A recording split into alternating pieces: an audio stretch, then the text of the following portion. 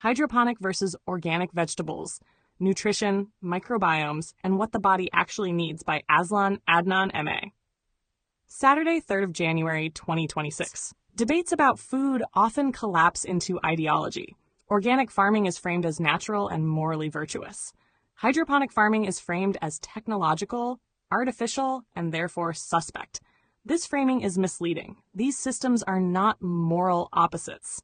They are technical opposites. They grow plants in fundamentally different ways, with different implications for nutrition, microbiology, and environmental practicality. To understand those implications, we have to step away from labels and examine biology first. Not branding, not lifestyle signaling. Biology. What organic and hydroponic really mean. Organic vegetables are grown in soil. That soil is enriched with compost. Compost is decomposed plant material. Now, dead plants are broken down by soil bacteria and fungi into simpler compounds that living plants can absorb. It is recycled biological matter. Hydroponic vegetables are grown without soil. Their roots sit in water containing dissolved inorganic nutrients such as nitrogen, potassium, calcium, magnesium, and trace minerals. Every input is measured. Light, water, temperature, and minerals are tightly controlled. Ideologically, these systems are near opposites. One depends on living soil ecosystems.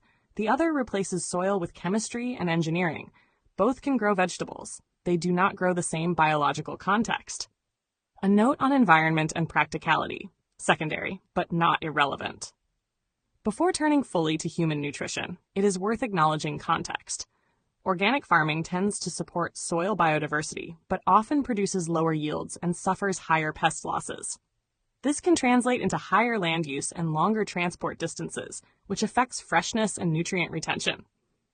Hydroponic farming uses far less land and water and can operate close to consumers, even in dense urban settings. Its environmental footprint depends heavily on energy sources and materials. LED lighting, pumps, and plastic infrastructure matter. A solar-powered vertical farm and a fossil fuel-powered one are not equivalent. Pesticide exposure is often raised in this debate.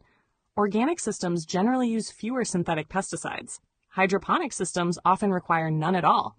In practice, residue levels from both systems typically sit well below established safety thresholds. These factors matter, but they are not the primary focus here. The central question remains what these systems mean for human biology. Nutrition, vitamins, and minerals. From a purely chemical nutrition standpoint, hydroponics often performs very well. Because nutrients and light are precisely controlled, hydroponic vegetables frequently show higher and more consistent levels of specific vitamins and minerals. Leafy greens grown under tuned LED lighting can contain substantially more folate, a B vitamin essential for cell division and pregnancy. Calcium, iron, and magnesium levels can be deliberately increased by adjusting the nutrient solution. Organic vegetables sometimes show slightly higher levels of antioxidants and vitamin C. Antioxidants are compounds plants produce to protect themselves from stress. Exposure to pests, variable weather, and uneven soil can increase their production. On average, the difference is modest, around 5 to 15%. Many crops show no difference at all. If nutrition were only about charts and concentrations, hydroponics would often win. But human nutrition is not only chemistry. Soil, bacteria, and the gut microbiome. Soil is alive. A single gram contains billions of bacteria, fungi, and other microorganisms.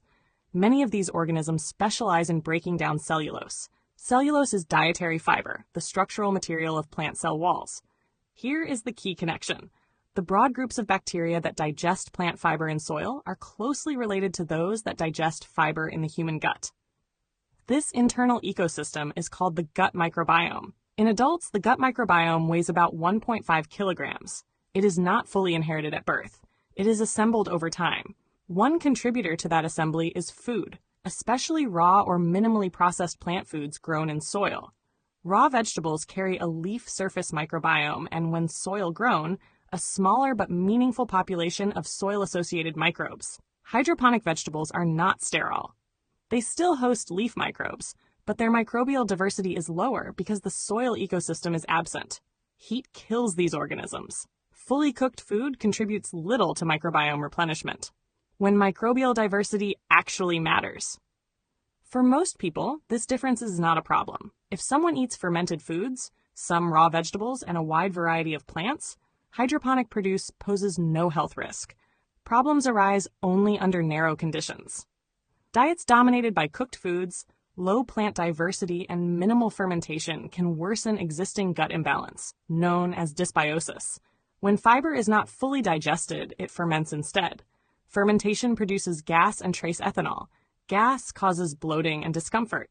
Ethanol can cross into the bloodstream, but in healthy people, the amounts are tiny and clinically irrelevant. Conditions such as autobrewery syndrome require severe dysbiosis or small intestinal bacterial overgrowth.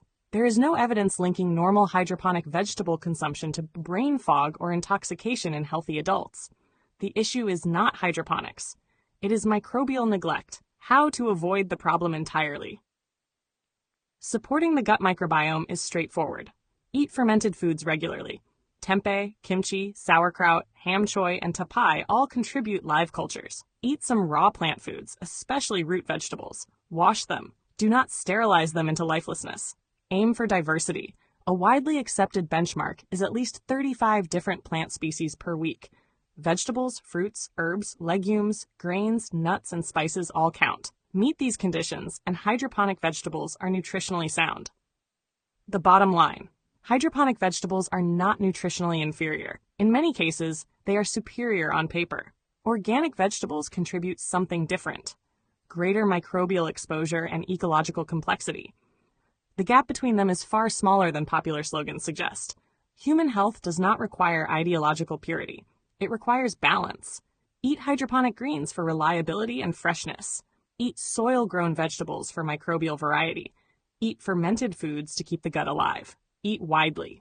That is the whole story. Key references, January 2026. Folate enhancement in hydroponic lettuce under LED systems. Frontiers in Nutrition, 2024.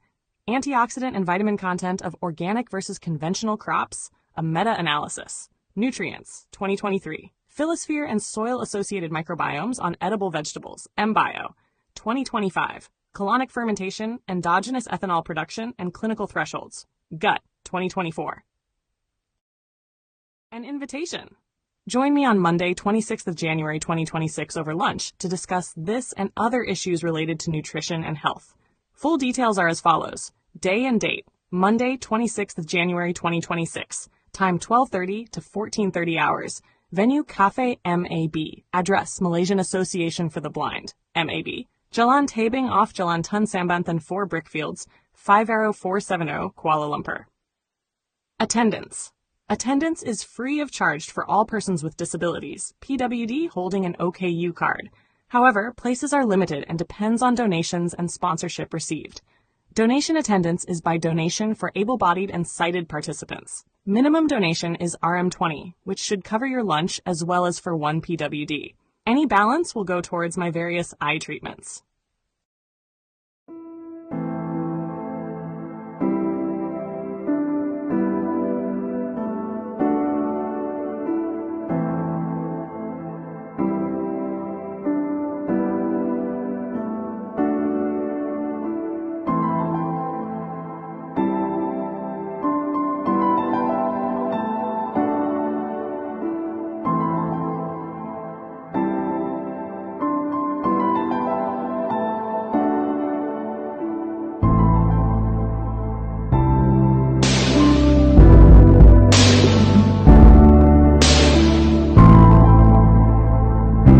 Don't forget to hit that subscribe button to show your support.